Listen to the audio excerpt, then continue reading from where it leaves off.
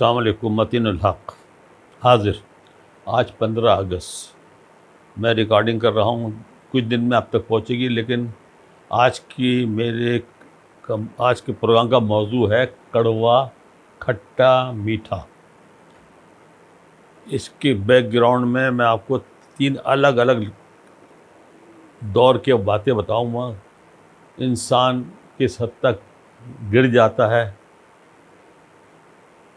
کس حد تک بک جاتا ہے، اور تیسرا آپ کو پتا تھوڑا وٹامن ڈی سی آپ کو دیتا ہوں، لطیف 1-2 ہوتے ہیں۔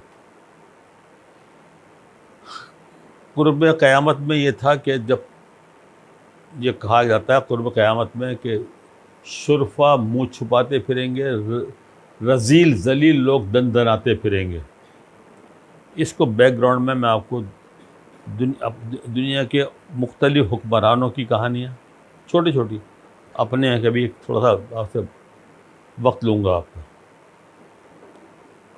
ٹرمپ نے دنیا کو پاگل بنایا ہوا ہے، خود پاگل ہے، وہ خود پاگل ہے، لیکن اس کی ذہنی سوچ کو آپ تصور نہیں کرتے۔ پچھلے دنوں اس کا ایک انٹرویو آیا تھا کہ میری بیٹی اتنی خوبصورت ہے، اگر میری بیٹی نہ ہوتی میں اس کو ڈیٹ پہ لے کے جاتا۔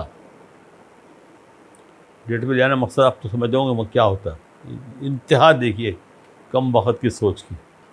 ہمارے نیوی کے ایک چیف گزرے ہیں، منصور الحق، بے نظیر کے دور میں وہ نیول چیف تھے۔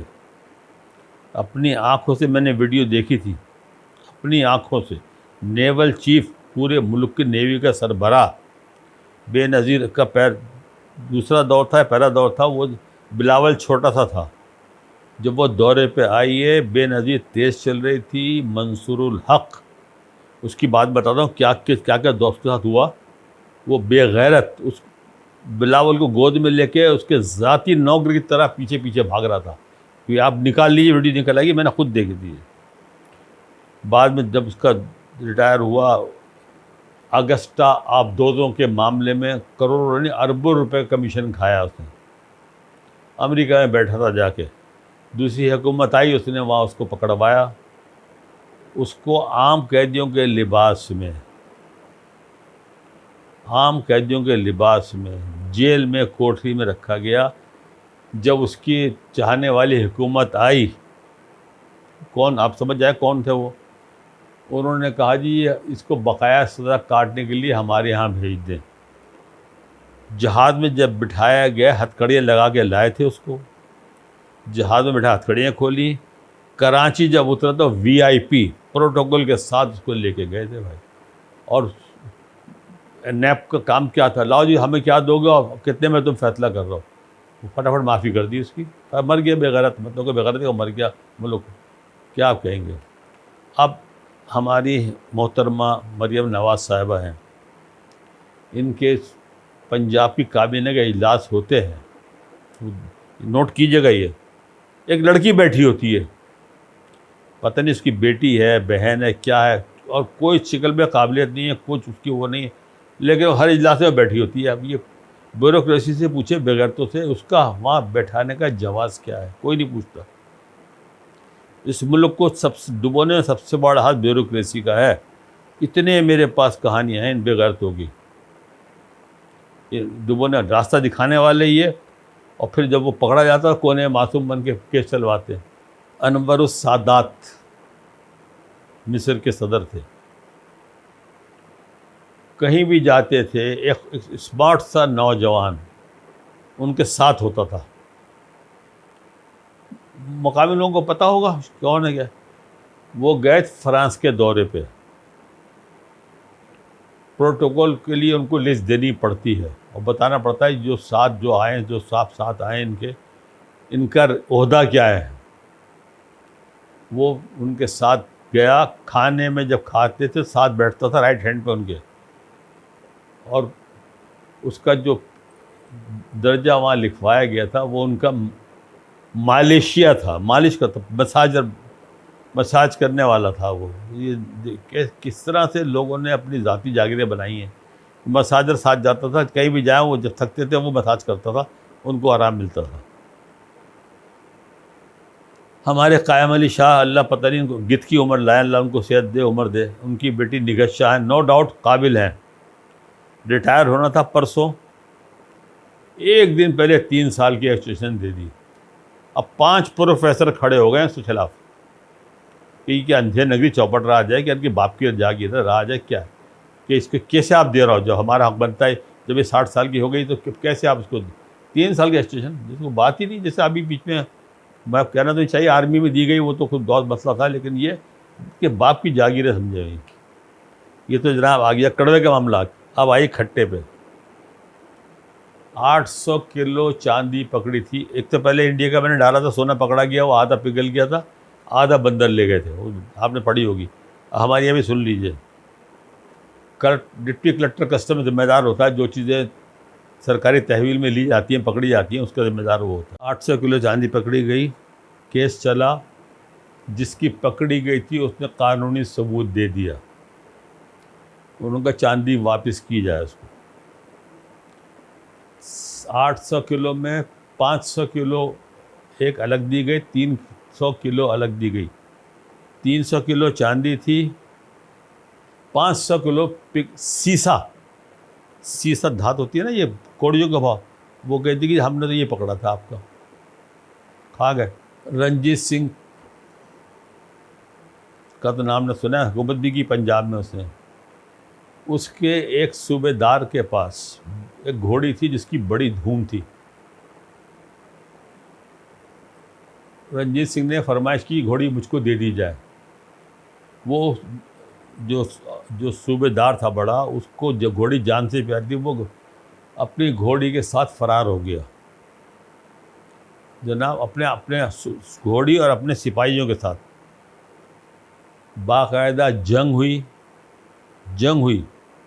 1200 لوگ مارے گئے.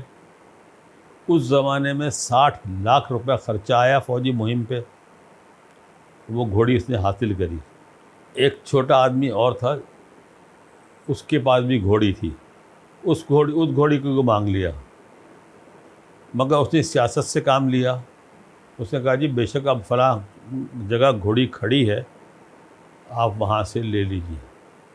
اس کے آدمی گئے، گھوڑی وہاں سے جب لے کے آ رہے تھے تو 2-3 اس گاؤں کے لوگ ملے. انہوں نے کو بتایا رنجیت سنگھ کے آدمی کو تمہارا ساتھ دھوکہ ہو گیا ہے، یہ گھوڑی وہ نہیں ہے، اصلی گھوڑی تو فلاں گاؤں میں کھڑی ہوئی، یہ تو نقلی ہے. انہوں نے وہ گھوڑی وہاں چھوڑی، گاؤں گئے، وہاں سے وہ گھوڑی اٹھائی اور لا کے اس کو پیش کر دی، جبکہ وہ اصلی گھوڑی وہی تھی جو دے دی تھی. لیکن اس نے سیاست لڑی اور وہ گھوڑی لے کے چلے گئے. ہمارا قومی ترانہ، آپ کو یقین نہیں آئے گا، قومی ترانے کی ہمارے دھن پہلے بنی. 4 سال لگے قومی ترانے کو اس دھن کے مطابق لکھنے والوں کے. دنیا بھر کے شاعروں کو دعوت دی گئی تھی، بلکہ شہنشاہ ایران 1950 میں جب پاکستان کے دورے پہ آئے تو ان کے اعزاز میں وہ دھن بجائی گئی تھی، قومی ترانہ نہیں بجایا گیا تھا. پھر 1954 میں 1954 میں جا کے حفیظ جالندھری صاحب کا قومی ترانہ پاس ہوا، جس کے سارے الفاظ فارسی کے ہیں، اردو کا ایک لفظ نہیں ہے. وہ پھر اس کی 4 سال لگے، پھر قومی ترانہ اس 4 سال بعد لکھائی میں آیا، ورنہ دھن پہ چلتے تھے. بخاری برادران کا نام سنا ہوگا آپ نے. ایک ریڈیو پاکستان کے ڈائریکٹر جنرل بھی رہے، ایک بخاری بھائی ان کے سفیر رہے. تو یہ جو پاکستان میں جو بخاری صاحب تھے، یہ BBC سے بھی منسلک رہے کافی عرصے.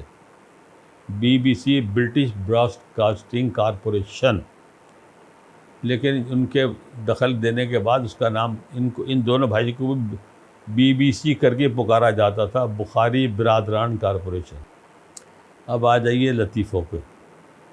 ایک حکیم صاحب گاؤں گھوٹوں میں جاتے تھے، چھوٹے مطلب کرنے کے لیے ان کو بلاتے تھے لوگ. ان کو ایک شاگرد نے کہا کہ مجھے بھی ساتھ لے لیا کریں، تاکہ آپ جب تشخیص کرتے ہیں آپ کیسے پہچان لیتے ہیں کہ مریض نے کیوں ہوا. یہ وہ گئے، ایک جگہ گئے، بد ہضمی کی بہت شکایت ہو گئی تھی کسی کو، اس کو الٹیاں لگ گئی تھیں. حکیم صاحب پہنچے، شاگرد ساتھ تھا ان کا، ذرا غور سنیے غور سے. حکیم صاحب نے نبض دیکھی، اس کے بعد انہوں نے کہا تو نے لگتا ہے رات کو بہت سنترے کھا لیے ہیں. تو ہاں جی ہاں بالکل صحیح کہہ رہے ہیں. کیسے؟ لگا ہم حکیم ہیں، مذاق تھوڑی ہے. تو نے اس کی وجہ تو نے اوور ڈوز ہو گیا، تو دوائی دیتا ٹھیک ہو جائے گا. جب واپس آنے لگے، شاگرد نے کہا حکیم صاحب یہ تو بتائیے، آپ نے تو کمال کیا، کیسے آپ نے اندازہ کر لیا تھے بہت رات کو سنترے کھا لیے تھے؟ حکیم صاحب نے شاگرد سے کہا بیٹا اپنی آنکھیں کھلی رکھا کرو. جب میں مریض کے پاس جا رہا تھا، میں نے اس کے بستر کے نیچے ڈھیر چھلکے پڑے ہوئے دیکھے تھے موسمی مالٹے کے. تو مجھے اندازہ ہو گیا کہ یہ اتنی بد پرہیزی کری ہے کہ آنکھ کھلی رکھا کرو، اس میں آپ کو سمجھنے میں آسان ہے. لگا حکیم صاحب سے شاگرد صاحب مان گیا، آئندہ مجھے بھی آپ کوئی بھیجیے گا. ایسے ایک کیس آ گیا، اس کو ہر تھوڑی دیر کے بعد درد اٹھتا تھا بڑا سخت. یہ پہنچے، شاگرد کو بھیج دیا، جب دیکھ کے آؤ. شاگرد صاحب گئے، انہوں نے نگاہ دوڑائی، مریض کو دیکھا، نگاہ دوڑائی اس کے بیڈ کے نیچے جو چیز پڑی تھی. تو انہوں نے کہا لگتا ہے رات کو آپ نے جوتے بہت کھائے ہیں. جوتے 5-6 جوڑے رکھے ہوئے تھے. وہ جوتے کھائے نہ کھائے انہوں نے مریض نے کھلا دیے ان کو گھوڑے جوتے، کہ تم نے جوتے ہم نے نہیں کھائے، تجھے کھلاتے ہیں ہم.